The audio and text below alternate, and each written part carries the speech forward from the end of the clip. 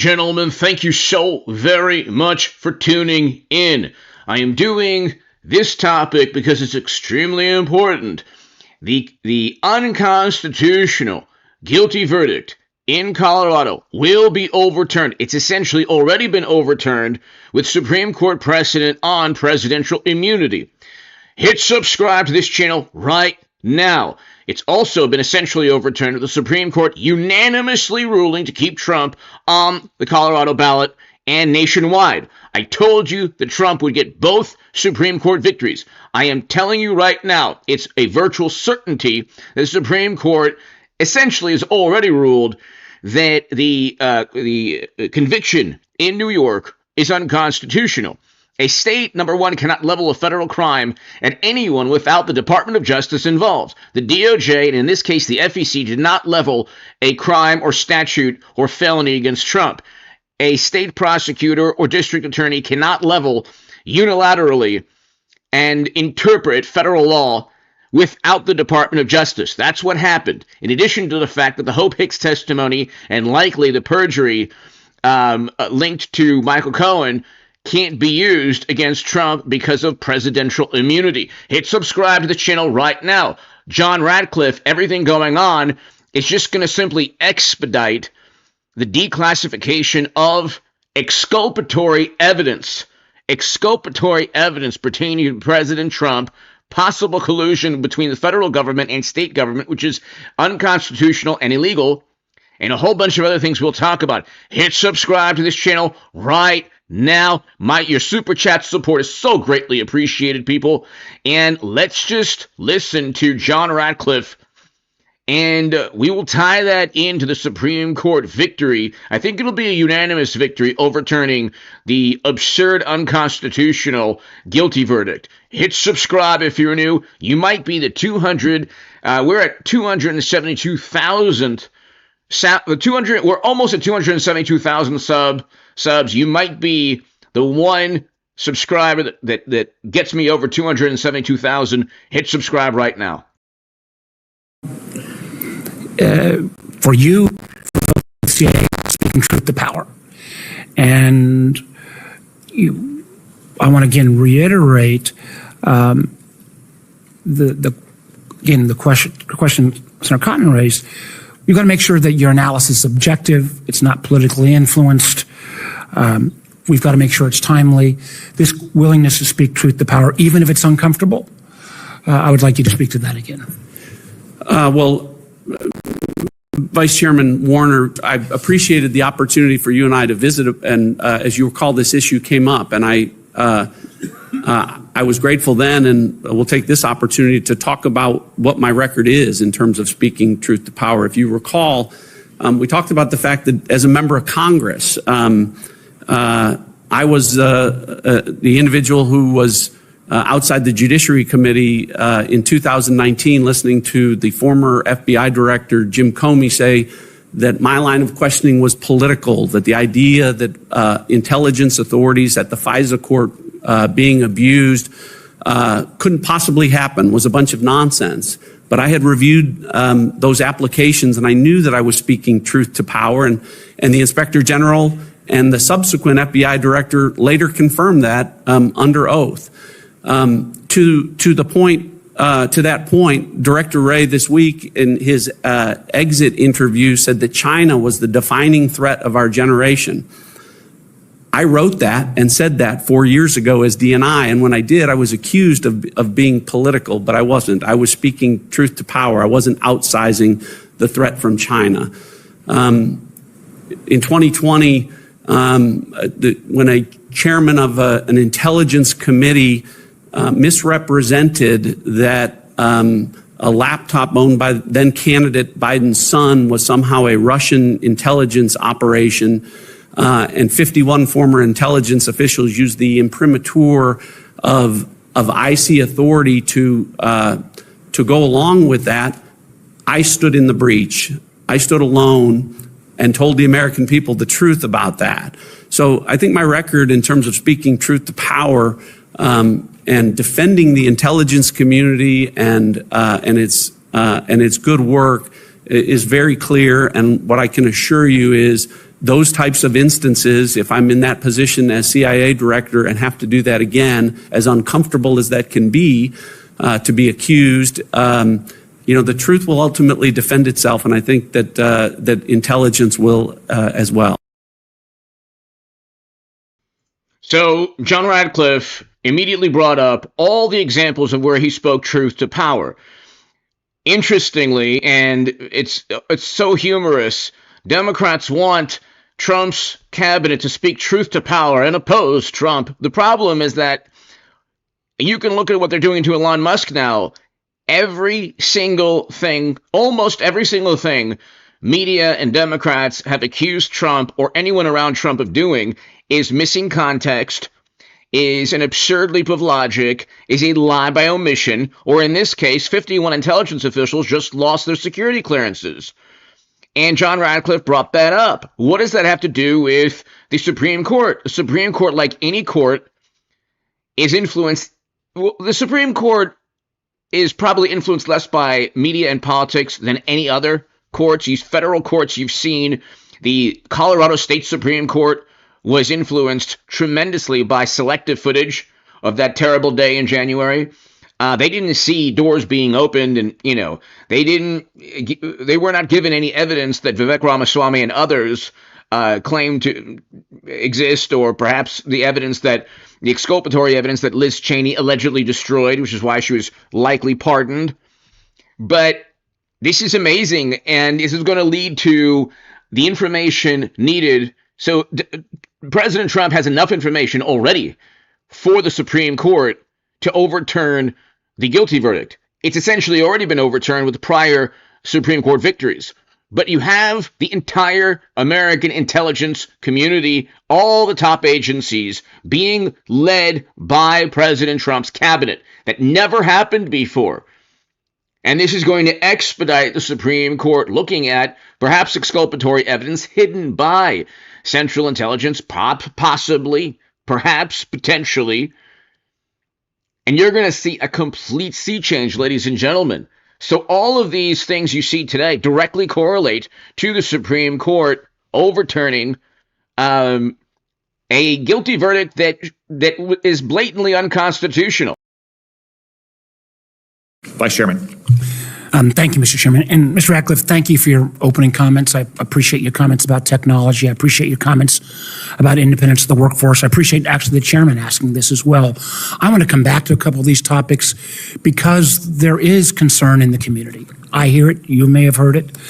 When we hear statements by incoming administration officials, and occasionally even from the president-elect himself, attacking the intelligence community.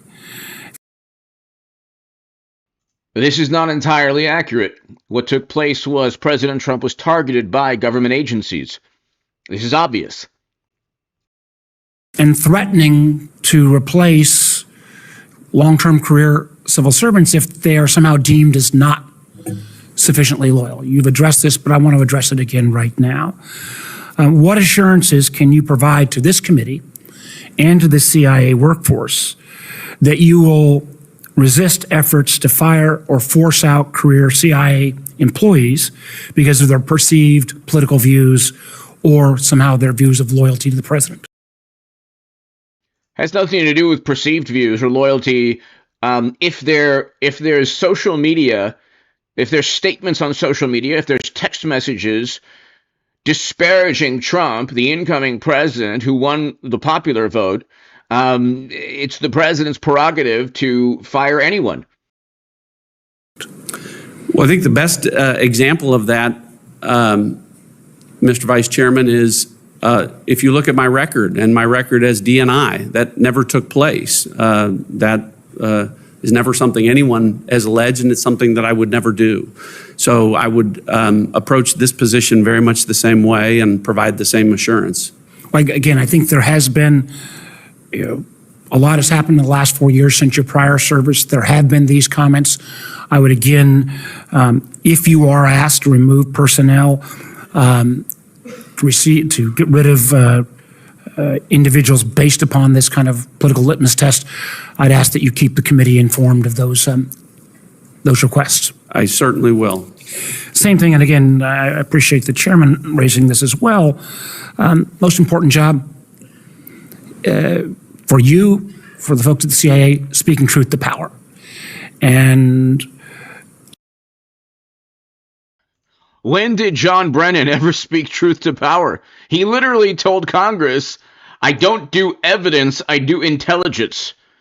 And the subtext there, the implication is that evidence is fact-based. Intelligence can literally, I guess, be anything. I want to again reiterate the question Senator Cotton raised. You've got to make sure that your analysis is objective. It's not politically influenced. We've got to make sure it's timely. This willingness to speak truth to power, even if it's uncomfortable, I would like you to speak to that again.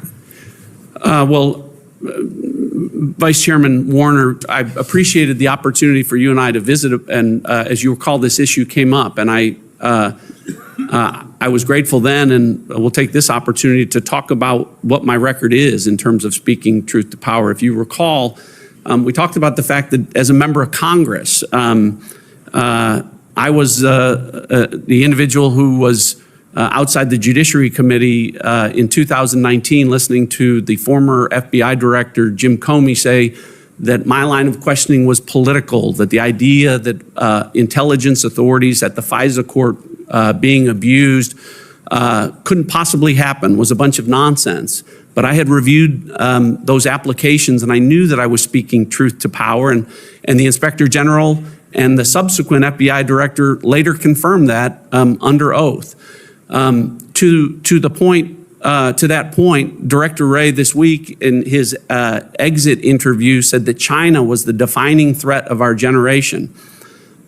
I wrote that and said that 4 years ago as DNI, and when I did, I was accused of being political, but I wasn't to be accused. The truth will ultimately defend itself, and I think that intelligence will as well. And the truth will defend itself even if that truth is counter to the views of a current administration. It will, at the end of the day, it has to be back to the truth.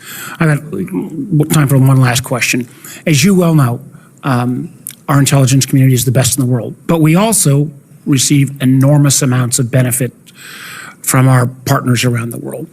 We've got to make sure, and obviously the president has the right to declassify information, but we've seen that willingness to declassify in advance of the Putin's brutal attack on Ukraine used effectively. But as we think about that declassification, particularly if it's done below the presidential level, making sure we consider the sources and methods of our allies, there's no requirement. So the impetus for the Trump-Russia investigation, they say, was possibly information from UK intelligence. That's one of the things that was cited as starting all. It's like you need to discern whether or not intelligence is politically motivated. The Steele dossier, like one of the members of the chat is saying, was literally written by a foreign operative. And so everything that you've heard about Trump from the intelligence perspective has been either made up, false, lie by omission, or an absurd leap of logic. It's interesting. I think he's going to mention Schiff here in a second. It's interesting that there's a completely new paradigm shift, which relates directly to the Supreme Court overturning the guilty verdict. That intelligence is shared is based on a trust relationship. I'd like you to briefly speak to making sure that we maintain that trust relationship with the very valuable information we see from our allies and partners around the world. Well, I agree completely. As DNI, I was able to experience what you just said. We do have the best intelligence enterprise in the world, but we have great partners around the world that we work with to do great things to improve not just our national security posture, but theirs. And that is reliant upon mutual trust and respect for intelligence sharing between intelligence agencies. And as CIA director have confirmed, I'll understand that improving our national abused couldn't possibly happen was a bunch of Congress.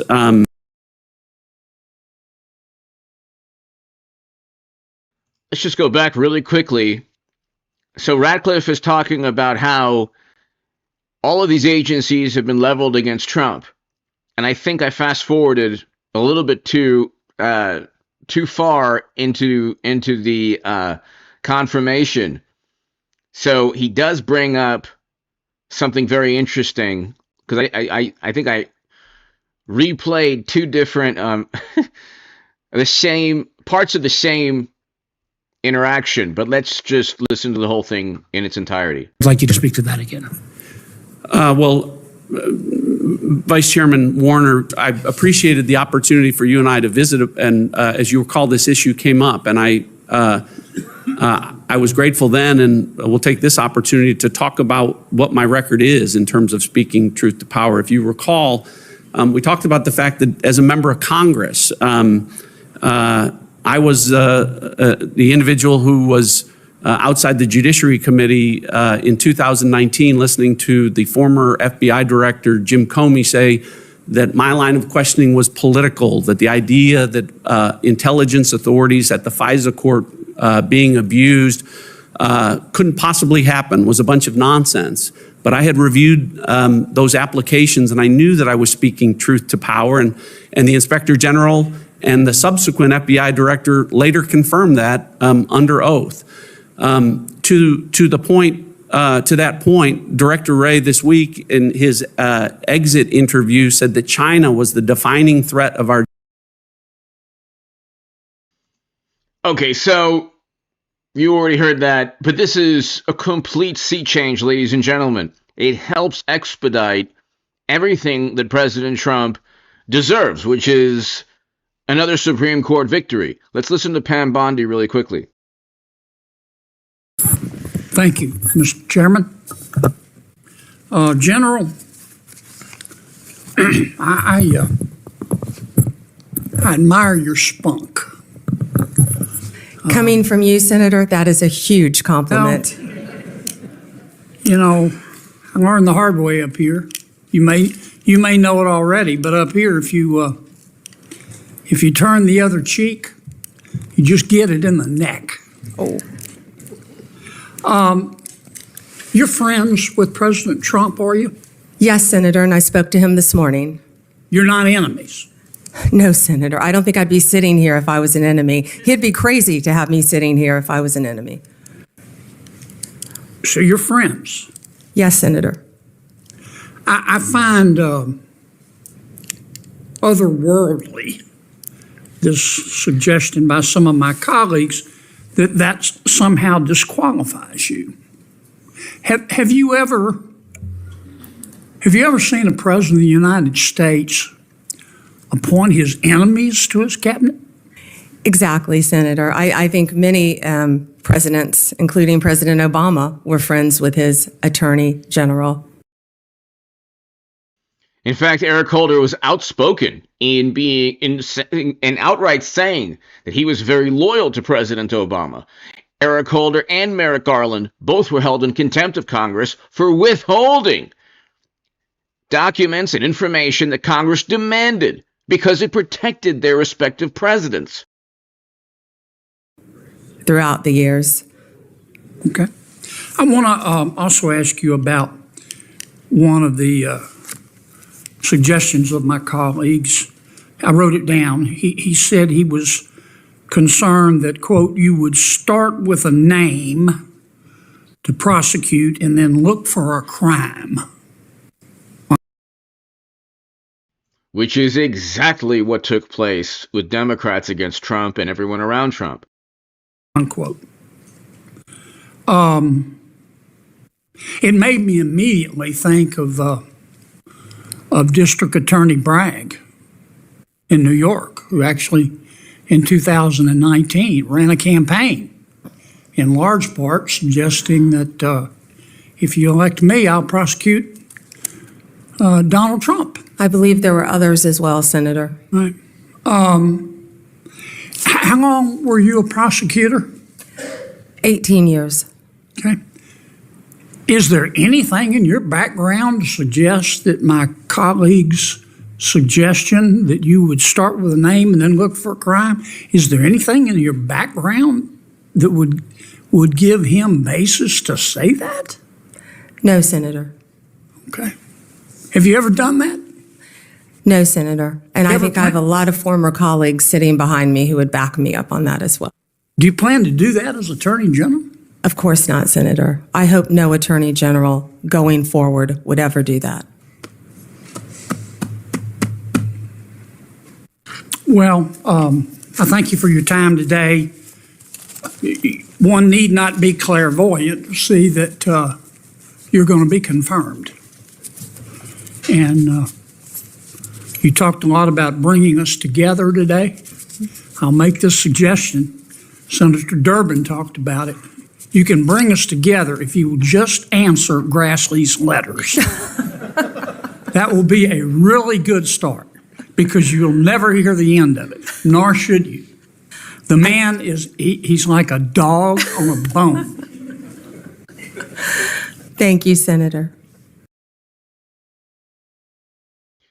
So everyone involved here, everyone in Trump's cabinet knows exactly that state prosecutors went after Trump, and Democrats went after Trump, making absurd leaps of logic, contorting legal theories, twisting them, and it's like they lost the popular vote in part because of this, and inflation, and never-ending wars, and all the other things, all the other calamities and tragedies that took place during Biden's miserably failed tenure.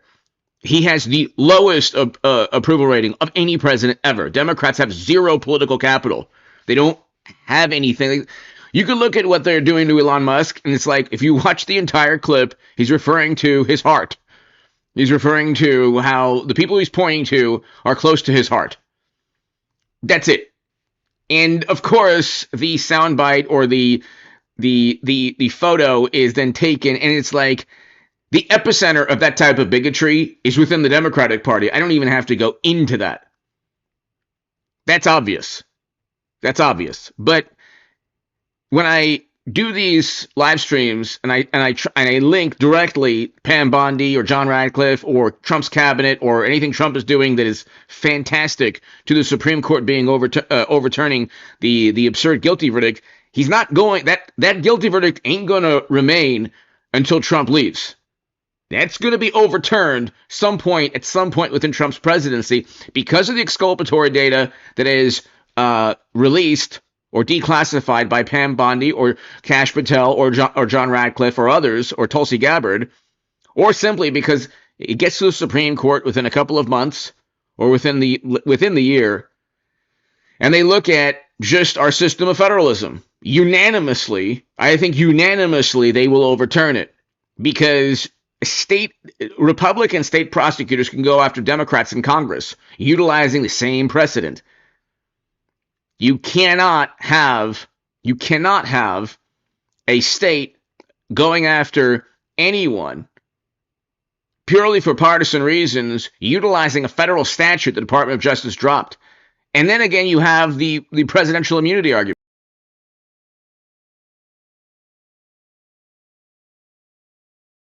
We'll get back to John Ratcliffe, but the pardons, Biden's pardons, weakened an already failed political party. The Democrats have been weakened by Biden's pardon.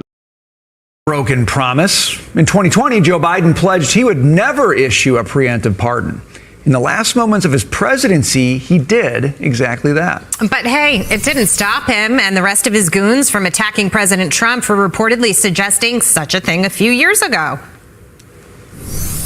Is there an innocent explanation for someone to seek preemptive pardons for family members? The answer to that is going to be no. People who've done nothing wrong do not need to be pardoned. Why would you be pardoning them preemptively if you didn't think they might have done something wrong? It's the president's own family. And so there is a self-interest at play as well. It concerns me in terms of what kind of precedent it sets in how the rest of the world looks at us as a nation of laws and justice. You're not going to see in our administration that kind of approach to pardons. With us now is Article 3 Project founder and president Mike Davis. Mike, two sets of different pardons here. We're talking about Biden's pardons for a moment. He pardoned his entire family at 11:45 yesterday. President Trump has talked about how he was giving his speech. He didn't even have an opportunity to process what was happening. Why would you preemptively pardon your entire family? He said it has nothing to do with any kind of admission of guilt. They literally impeached Trump because Trump asked another world leader to see if Biden was corrupt. 4 years, no. I mean, what, 7 years later? 7 years later, Biden pardons his entire family. And then the response is, well, you know, it's because Trump would go after them. It's like, some people committed crimes, some people didn't. Trump did not commit crimes, yet he was accused of everything under the sun. He had Republicans and the entire Democratic Party against him and all of American media. If Trump was guilty of anything, he would have already been imprisoned. Not so with Democrats. They were almost certainly guilty of a great many crimes. They got away with it, though, because they had an entire government, intel agencies, and it's like the same far-left pundits or progressive, quote-unquote progressive pundits, millions of sub-channels. Who knows what progressive or left or who knows what that means anymore? They just vote like AI, like artificial intelligence robots. It's Clinton, Biden, Harris. They just will all, it doesn't matter what, Medicare for all. They don't talk about the things they thought were like, you know, these cherished like value system, moral policies. They don't talk about anything but political power. It's like a social club. It's like a cult. The real cult is anyone to the left of center thinking that they're morally superior and disowning friends and family because they voted for Trump, who was a superior president in every way. Morally as well. It was the morally imperative. It was a moral imperative to vote for Trump if you want a better economy and a much better foreign policy, where we don't have to worry about nuclear confrontations every single day. But the whole point is that media, Democrats, intel agencies protected Biden and Clinton. Trump doesn't have private servers with top secret intel. Trump doesn't have a laptop full of likely bribery and graft. Okay, this is easy. I was telling everyone this for years. So easy to see. But there's a completely new paradigm. A presidential pardon will not protect. First of all, Biden didn't pardon himself, so he could be indicted, but I don't think Trump will indict a person in his condition. But you still have people who can be indicted in the future, or perhaps indicted for leaking classified data before that committee. We can go on forever. But it certainly looks very suspect to many people. Well, I would be worried if I were President Biden because House Oversight Chairman James Comer has been able to subpoena the bank records showing over $20 million going from America's worst enemies to what seems like every Biden family member's bank account, except for, of course, the 6-year-old granddaughter who they refuse to claim. Right. So, Mike, you get these pardons, okay, and that's a long period of time, by the way. I think 2014 up until the present. But that doesn't mean that you couldn't still investigate these folks, right? I mean, they can't be held accountable for what they did in the past, but you could still ask them what actually happened, right? And put them under oath, which creates the possibility if they lie under oath, that's not covered by the previous time period. Is that totally out of question, Mike? Or is that still a possibility for the folks who got this preemptive pardon? Look, there is very serious evidence in the form of these bank statements. Big text, thank you.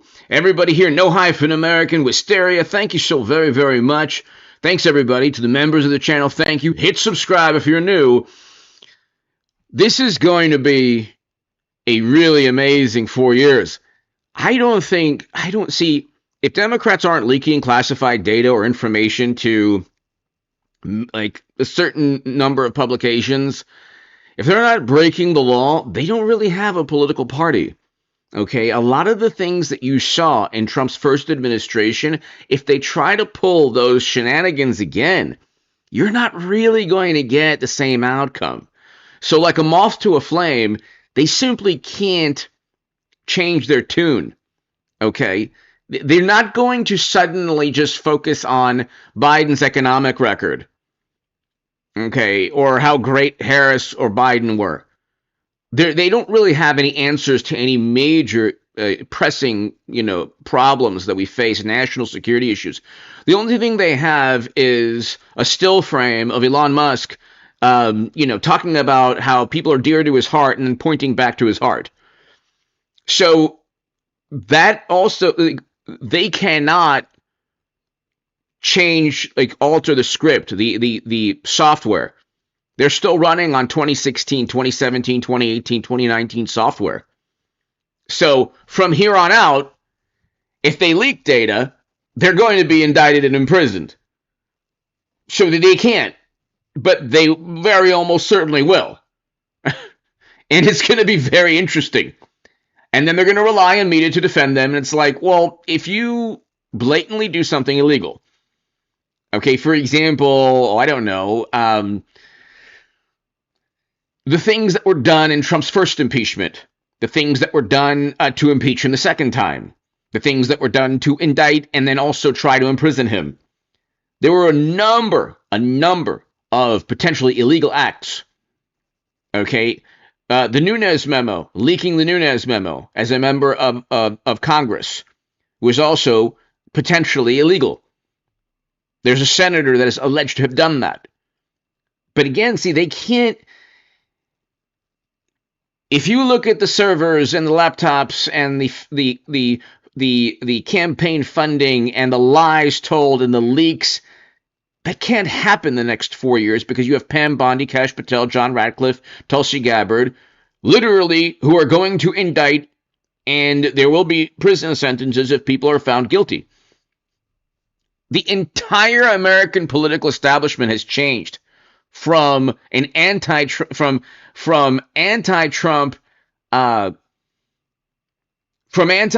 to president, like an actual President Trump's presidency being conducted by people who have Trump's vision.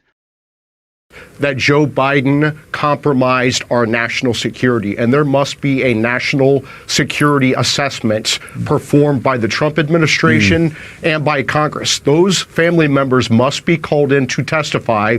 They could no longer claim the Fifth Amendment right to self-incrimination. Right. If they refuse to testify, they can be held in contempt. If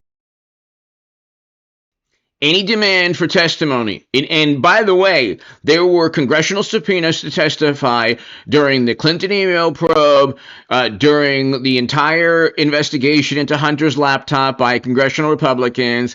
Democrats just routinely said, take a hike, we're not going to go testify. I think Hunter's legal team, I believe, don't quote me on it, said, well, he'll just, basically say the same things he's always said so he doesn't have to go.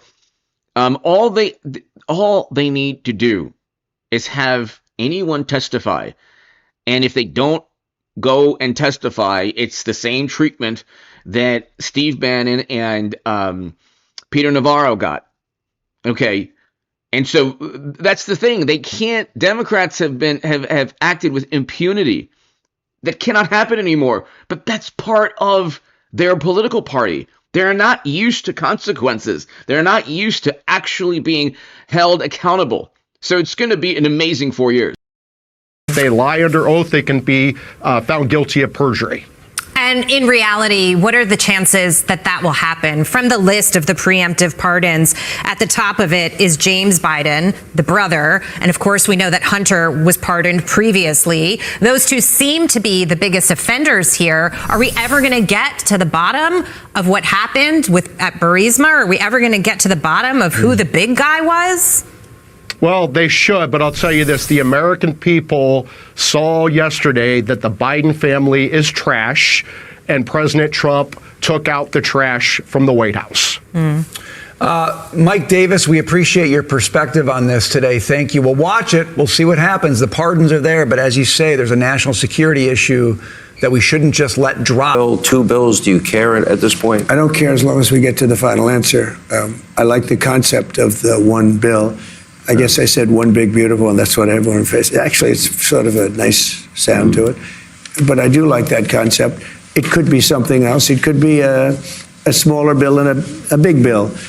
Right. But as long as we get to the right answer. Now, I will say that Los Angeles has changed everything because a lot of money is going to be necessary for Los Angeles. And a lot of people on the other side want that to happen. And North Carolina, too. Fast. Well, they don't care about North Carolina. The Democrats don't care about North Carolina. What they've done. If you're in North Carolina, I just don't understand how anyone there can vote Democrat. I don't get it. I don't understand that. The Democrats, allegedly, potentially, we'll just use that, went after supporters of President Trump, allegedly, potentially, at a time when Americans needed to unite because of a terrible natural disaster, and potentially and allegedly and possibly singled out homes that had Trump signs. I mean, how sinister is that? How on earth can you deny help in any way, shape, or form, allegedly, potentially, to people in need who were facing utter devastation? And you can't, I mean, you have to understand the mentality of morally superior, highly educated liberal Democrats. There was talk a couple weeks back, don't go to Thanksgiving. It's like, the software program has not been altered. That's why I think it's going to be an amazing 4 years. With FEMA is so bad. FEMA is a whole nother discussion because all it does is complicate everything. FEMA has not done their job for the last 4 years. I had FEMA working really well. We had hurricanes in Florida. We had Alabama, tornadoes. But unless you have certain types of leadership, it gets in the way. And FEMA is going to be a whole big discussion very shortly because I'd rather see the states take care of their own problems. If they have a tornado someplace and let that state. Oklahoma is very competent. I love Oklahoma. 77 out of 77 districts. And that's never been done before. I did it 3 times. I mean, think of it. 3 times. Never been done. Ronald Reagan had the record, 56 out of 77. If you're in Oklahoma, I love you. My God, that's awesome. That is awesome. I got 77 out of 77. So you have to love a place like that. I love Oklahoma. By the way, love trucks. Thank you so much for the kind words. Not intimidated. Thank you so much. Greatly appreciated, everybody. Oklahoma. But you know what? If they get hit with a tornado or something, let Oklahoma fix it. You don't need. And then the federal government can help them out with the money. The FEMA is getting in the way of everything, and the Democrats actually use FEMA not to help North Carolina. It makes no sense. So I'm stopping on Friday. I'm stopping in North Carolina, first stop, because those people were treated very badly by Democrats. And I'm stopping there. We're going to get that thing straightened out because they're still suffering from a hurricane from months ago. And then I'm going to go to California. Will you meet with Gavin? I don't know. I haven't even thought about it. Look, Gavin's got one thing he can do. He can release the water that comes from the north. There is massive amounts of water, rainwater and mountain water that comes due with the snow. Why is everything Trump says so controversial to Democrats? These are simple, like 15 years ago, even 10, well, no, okay, let's say 15 years ago, everything Trump was saying would be taken as logical, rational, reasonable. I mean, I don't understand, like, how dare Trump actually give a straightforward, normal, logical, and rational answer to a terrible problem a region in the West Coast is facing? My God, oh my God, don't go to Thanksgiving. No, deny your presence. It's more turkey for the Trumpers. Okay? I mean, you have to understand, when Democrats 5 years ago now, if somebody didn't do what they wanted and that person, God forbid, suffered in some way, shape, or form, it was, oh my God, you didn't listen to us, oh, suffer, ah. But not so with, I don't want anyone, like, I feel bad for the Democrats that continually vote for foolish, counterproductive, stupid policies. I feel, because they're my fellow Americans. They're family. Like, I was like, I don't want people to suffer. I don't get a sense of some kind of like intoxicating joy when liberal policies fail miserably, which almost always they do. Not so with Democrats, but it's like, I don't think that the modern Democratic Party will remain in its present form 8 years from now, 6 years from now. They'll lose 4 years from now to J.D. Vance, but I just don't see them continually losing state Supreme Court, monumental Supreme Court victories for Trump. Anyway, hit subscribe, people. Thank you so very, very much. I'll see you tomorrow evening, hopefully tomorrow in the day as well. God bless you all. To the members of the channel, thank you. Hit subscribe if you're new.